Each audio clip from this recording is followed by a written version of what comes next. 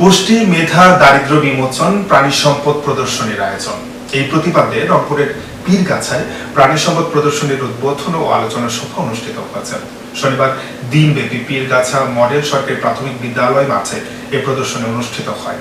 উপজেলা নির্বাহী অফিসার নাজমুল হক সুমনের সভাপতিত্বে ও ডাক্তার তৌহিদুল ইসলামের পরিচালনায় এতে প্রধান অতিথির বক্তব্য দেন উপজেলা চেয়ারম্যান আবু নাসের শাহ মোহাম্মদ মাহবুবা রহমান।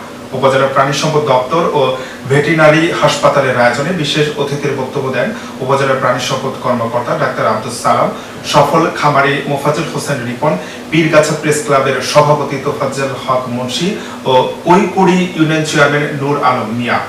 আর উপস্থিত ছিলেন রংপুর জেলা প্রাণী সম্পদ অফিসার ডাক্তার সিরাজুল হক, জেলা প্রশিক্ষণ অফিসার বাবুল হক, অতিরিক্ত জেলা প্রাণী সম্পদ অফিসার জুবাইদুল ইসলাম, উপজেলা মহিলা ভাইস চেয়ারম্যান তানজিনা আফরোজ, উপজেলা veterinary surgeon doctor Mohammad Ali ও মডেল স্কুলের প্রধান শিক্ষক নুরুজ্জামান মন্ডল সহ আরো অনেকেই। আত্মকর্মসংস্থান তৈরি করা, দারিদ্র মুক্ত করা, এছাড়া সবচেয়ে বড় যেটা ভূমিকা রাখছে আমাদের মানুষের যে প্রাণী আমিষের যে চাহিদা, সেই চাহিদা পূরণে আজকে আমরা কাজ করছি।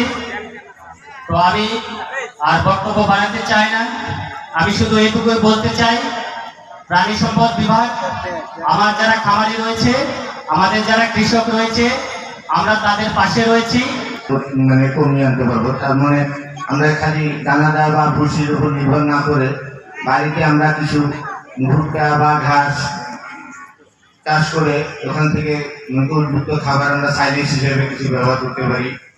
পালন করি। তার মধ্যে রয়েছে গাভী। যে গাভীর এতদিন শুনলাম একটি বাচ্চা হয়, যে গাভী মাত্র একটি বাচ্চা দেয়, আজকে দেখলাম এই প্রদর্শনী মেলায় একটি গাভী দুটি বাচ্চা। আমার স্ত্রী এটা দেখাশোনা করে, ছাগলও আছে আর মুরগিও আছে। আজকে সকালে আমার স্ত্রী আমাকে বলতেছে যে গো আর বোধহয় জীবন ভুসি খাওয়া যাবে না।